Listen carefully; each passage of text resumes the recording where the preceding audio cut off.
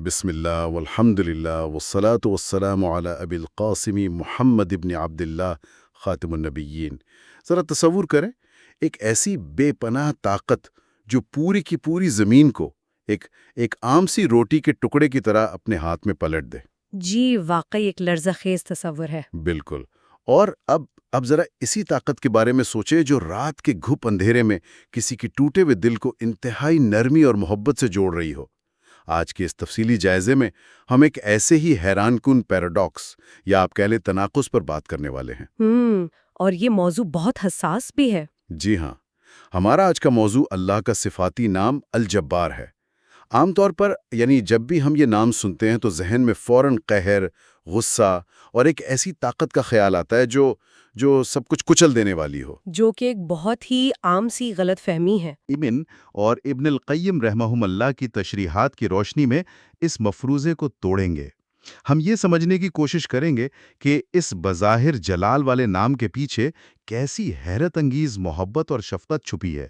دیکھیں، ہم انسانوں کا بنیادی مسئلہ یہی ہے کہ ہم چیزوں کو اپنے بہت ہی محدود دنیاوی زاویے سے دیکھنے کے عادی ہیں۔ صحیح۔ جب ہم کائنات کے خالق کی اس عظیم صفت کی گہرائی میں اترتے ہیں اور ساتھ ہی اپنی انسانی خامیوں، کمزوریوں اور تکبر پر غور کرتے ہیں تو سچی بات ہے کہ انسان اندر سے بالکل ہل جاتا ہے اور بے ساختہ استغفر اللہ نکلتا ہے، کیونکہ یہ نام حقیقت میں ہماری روزمرہ کی سوچ سے کئی زیادہ وسیع اور طمانینت بخش مفہوم رکھتا ہے۔ یہ تو آپ نے بالکل صحیح کہا۔ تو اس نام کی گہرائی میں جانے کے لیے میرا خیال ہے ہمیں سب سے پہلے اس کی لغوی جڑوں کو کھودنا پڑے گا۔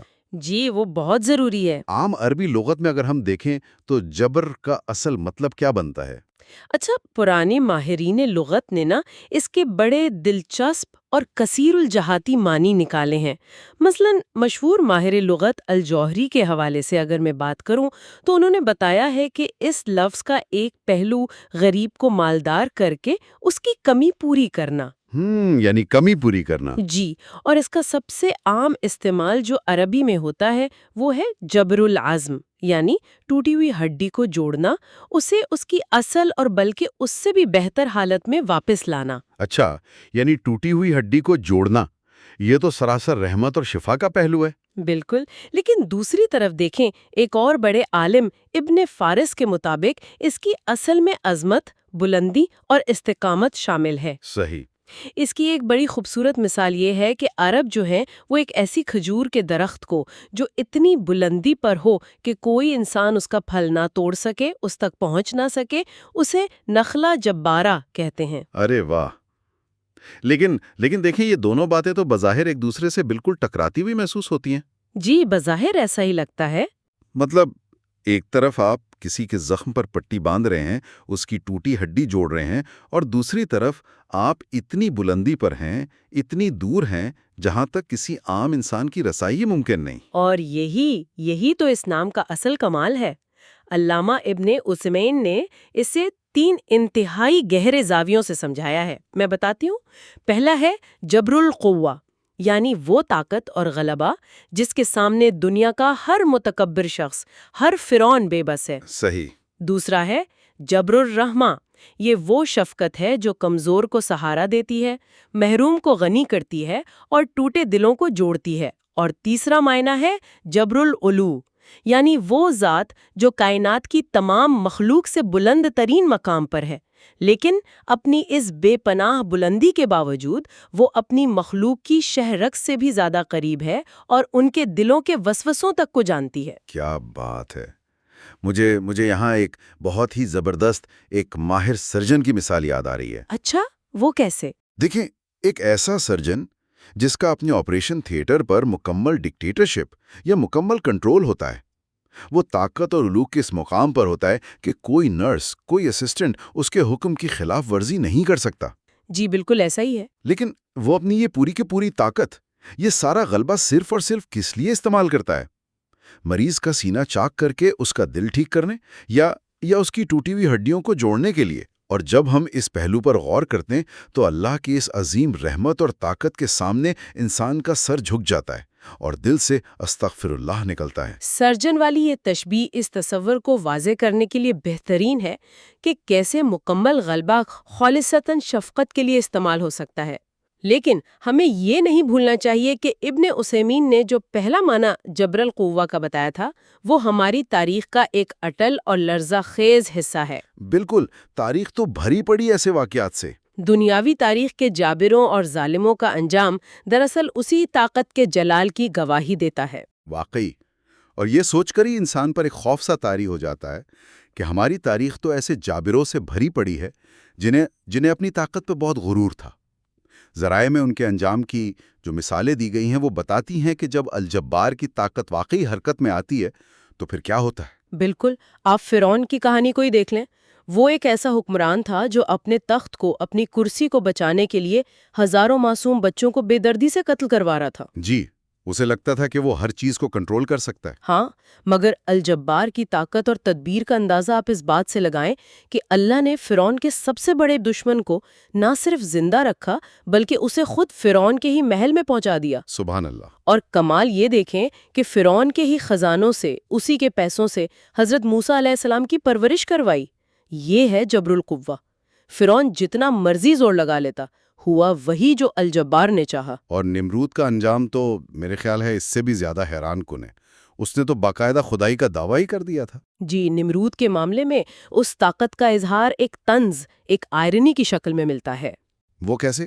ایک ایسا شخص جس کے سامنے لوگ سجدے کرتے تھے اور جو خود کو زندگی اور موت کا مالک سمجھتا تھا نا، الجبار نے اس کا غرور خاک میں ملانے کے لیے کوئی بہت بڑی فوج یا کوئی زلزلہ یا کوئی فرشتہ نہیں بھیجا۔ جی بالکل، ایک مچھر۔ بالکل، روایات بتاتی ہیں کہ ایک انتہائی معمولی اور حقیر سا مچھر اس کے ناک میں گھس گیا اور وہ شخص 400 سال تک، یعنی جتنی لمبی اس کی حکومت تھی نا، اس مچھر کی بھنبھناہٹ اور تکلیف سے بچنے کے لیے اپنے ہی سر پر جوتیاں اور ہتھوڑے کھاتا رہا۔ مطلب کائنات کی سب سے بڑی طاقت نے ایک انتہائی حقیر مخلوق کے ذریعے تاریخ کے سب سے بڑے مغرور کو شکست دے دی۔ جی بالکل ایسا ہی ہے۔ یوسف علیہ السلام کے بھائیوں والا واقعہ بھی تو کچھ ایسا ہی ہے نا۔ انہوں نے ایک بچے کو کنویں کی تاریکی میں محض اس لیے پھینکا تاکہ اس کا نام و نشان مٹ جائے، لیکن الجبار کا ماسٹر پلان یہ تھا کہ وہی بچہ آگے چل کر مصر کے تخت پر بیٹھے اور وہ بھائی ایک دن اس کے سامنے کھڑے ہوں۔ بے شک، اور کفار قریش نے رسول اللہ کو مکہ سے نکالا تو انہیں لگا کہ انہوں نے معاذ اللہ اسلام کا راستہ روک دیا ہے، لیکن الجبار نے انہیں فاتح بنا کر واپس اسی شہر میں داخل کیا۔ یہ تو دنیا کی بات ہو گئی۔ جی، یہ سب تو صرف دنیاوی مثالیں ہیں۔ آخرت کے حوالے سے ذرائع میں جو منظر کشی کی گئی ہے نا، وہ تو انسان کی روح کو ہلا دینے والی ہے۔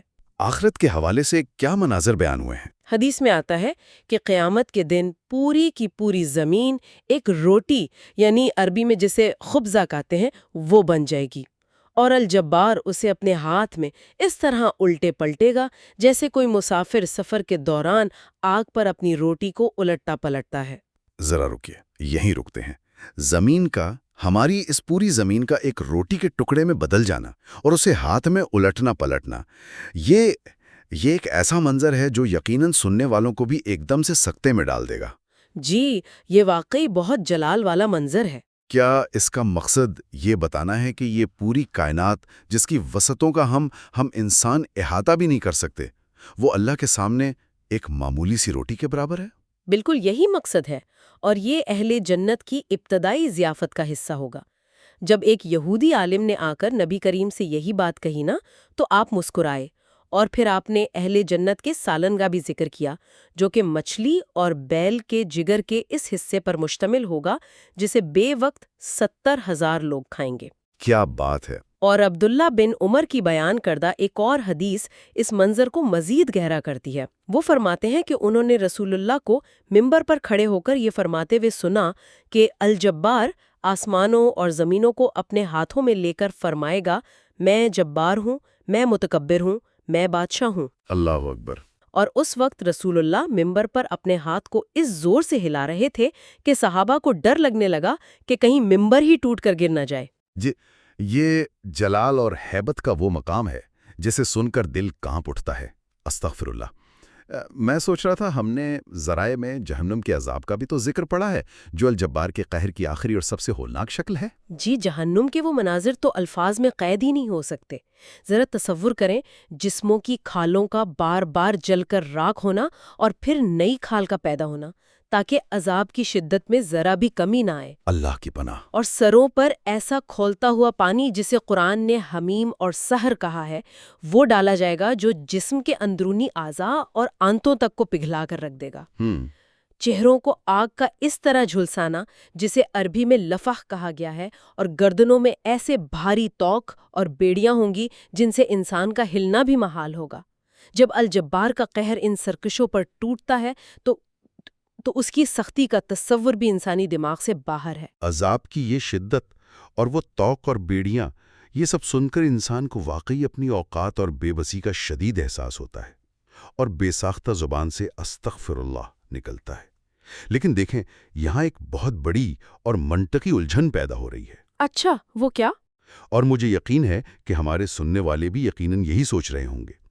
اگر الجبار کی طاقت اتنی ہی بے پناہ ہے کہ کائنات کا ذرہ ذرہ مکمل طور پر اس کے قبضے میں ہے، زمین اس کے ہاتھ میں ایک روٹی کی طرح ہے، تو کیا ہم انسان اپنے اعمال میں محض کٹ پتلیاں ہیں؟ کیا ہمارے پاس کوئی آزادی ہے ہی نہیں، اور ہم گناہ یا نیکی کرنے پر بس مجبور ہیں؟ یہ جو سوال آپ نے پوچھا ہے نا، یہ صدیوں سے علم الکلام اور فلسفے کا سب سے نازک موضوع رہا ہے، جسے ہم ارادہ یا فری ول کہتے ہیں۔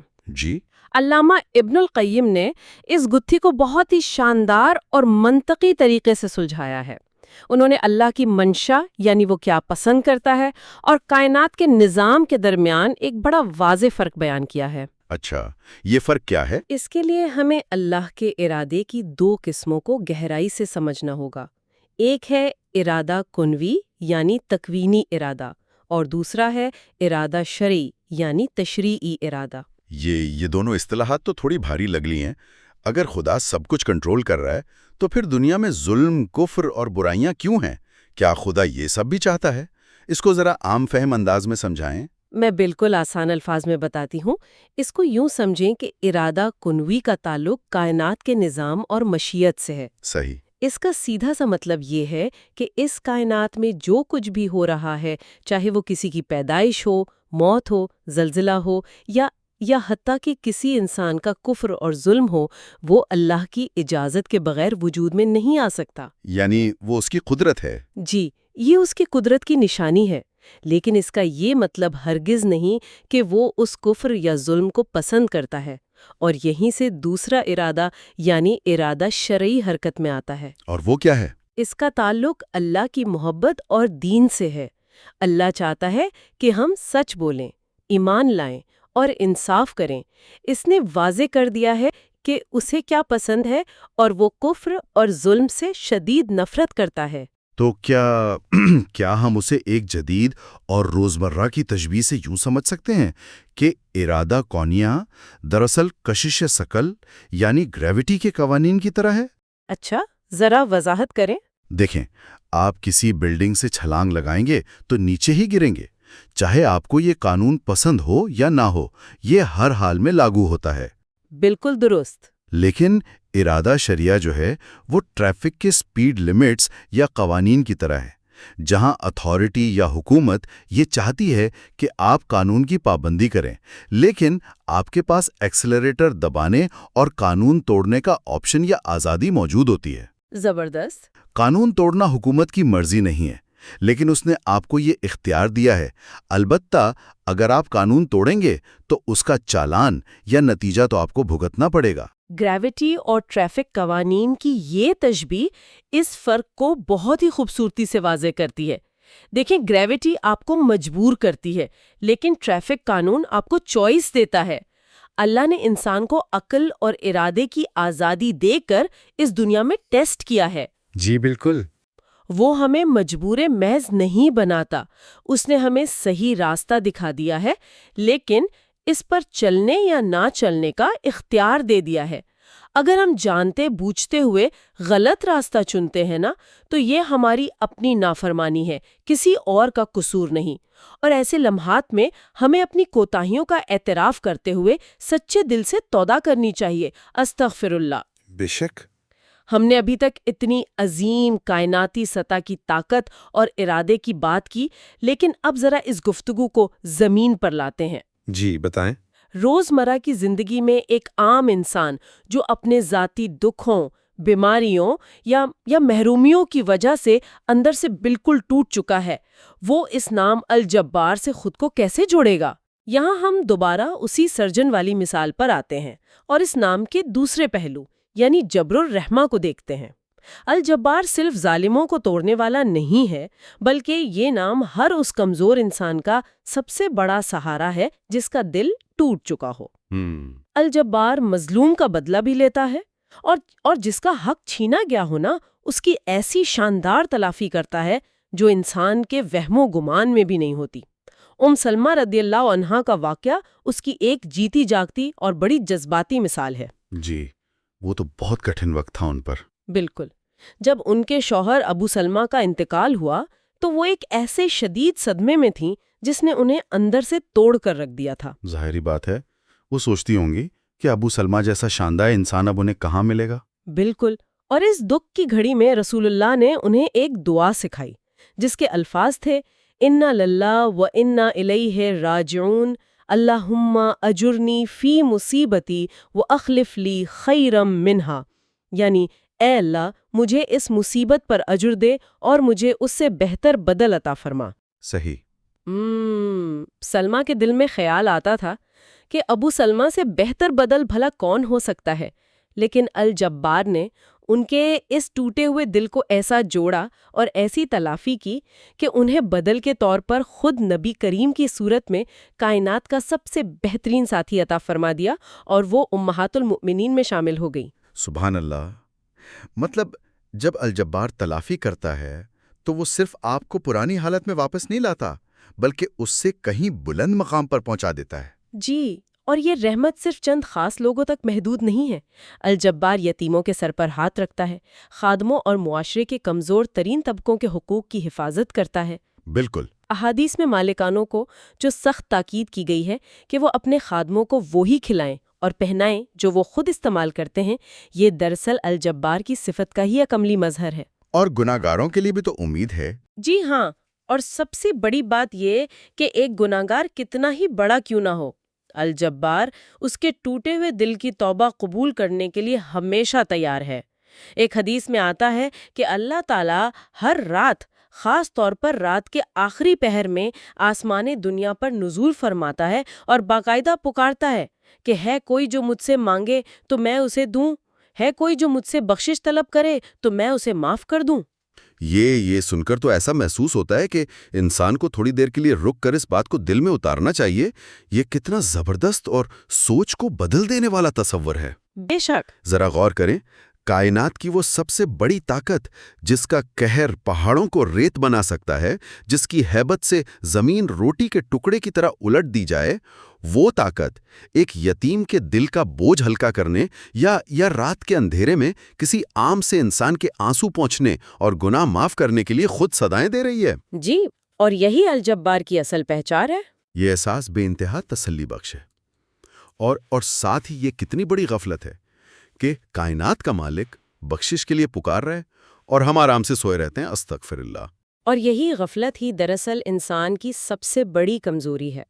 دیکھیں، جب کسی انسان کو الجبار کی اس بے پایاں طاقت اور بے پناہ رحمت کی حقیقت سمجھ آ جائے نا، تو اس کے اندر تکبر کی کوئی گنجائش ہی نہیں بچتی۔ صحیح۔ اگر جبروت اور کبریا خالصتاً اللہ تعالیٰ کی صفات ہیں تو ایک انسان ان صفات کو خود پر لاگو کرنے کا سوچ بھی کیسے سکتا ہے؟ یعنی جب ہم دوسروں کو حقیر سمجھتے ہیں یا غرور کرتے ہیں تو ہم دراصل خدا کی صفات چھیننے کی ایک ناکام کوشش کر رہے ہوتے ہیں۔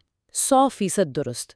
میں یہاں ایک مشہور حدیث قدسی کا حوالہ دوں گی جو انسان کو جھنجھوڑ کر رکھ دیتی ہے۔ اللہ تعالیٰ فرماتا ہے، کبریائی میری چادر ہے اور عظمت میرا تہبند ہے، جو ان میں مجھ سے جھگڑے گا میں اسے آگ میں ڈال دوں گا۔ اللہ اکبر۔ تکبر خالصتاً اللہ کی چادر ہے۔ جو انسان اسے اوڑھنے کی کوشش کرتا ہے وہ اپنا انجام خود طے کر لیتا ہے۔ اور آپ کو معلوم ہے ایسے متکبرین کا انجام قیامت کے دن کیسا ہوگا؟ کیسا ہوگا؟ انہیں چونٹیوں، جنہیں عربی میں زر کہتے ہیں، ان کی شکل میں اٹھایا جائے گا۔ ذلت انہیں ہر طرف سے گھیرے ہوگی اور انہیں جہنم کے ایک قید خانے میں ڈالا جائے گا جس کا نام بولس ہے۔ چونٹیوں کی شکل میں؟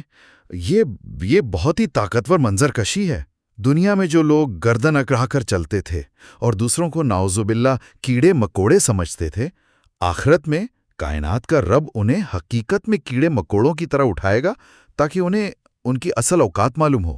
بالکل یہی بات ہے۔ اس کے بالکل برعکس اگر ہم نبی کریم کی زندگی کا مطالعہ کریں تو وہ عاجزی اور انکساری کا سب سے بڑا نمونہ نظر آتی ہے۔ جی، ان کا طرز عمل دیکھیے جو تمام انسانوں میں سب سے افضل تھے۔ وہ بغیر کسی تکلف یا پروٹوکول کے گدھے پر سواری کر لیا کرتے تھے۔ سبحان اللہ۔ عام لوگوں کے ساتھ زمین پر بیٹھ کر کھانا کھا لیتے۔ مسجد کی صفائی کرنے والی ایک عام سی خادمہ کا انتقال ہوا تو لوگوں نے اسے رات میں ہی دفن کر دیا کیونکہ وہ معاشرے کی نظر میں کوئی خاص اہمیت نہیں رکھتی تھی۔ لیکن جب آپ کو اس کا علم ہوا تو آپ خاص طور پر اس کی قبر پر تشریف لے گئے اور باقاعدہ اس کی نماز جنازہ پڑھائی۔ یہ ہے وہ عاجزی جو الجبار کا بندہ ہونے کا تقاضا ہے۔ واقعی۔ اور حضرت عمر کا واقعہ بھی تو ہماری تاریخ کا ایک سنہرا باب ہے۔ جی۔ جب مختلف قبائل کے سرداروں کے وفود ان کے دربار میں فرما برداری کے ساتھ آئے نا، تو امیر المومنین ہونے کے ناطے ان کے دل میں ایک لمحے کے لیے طاقت یا نخوت کا احساس پیدا ہوا۔ اچھا۔ تو انہوں نے کیا کیا؟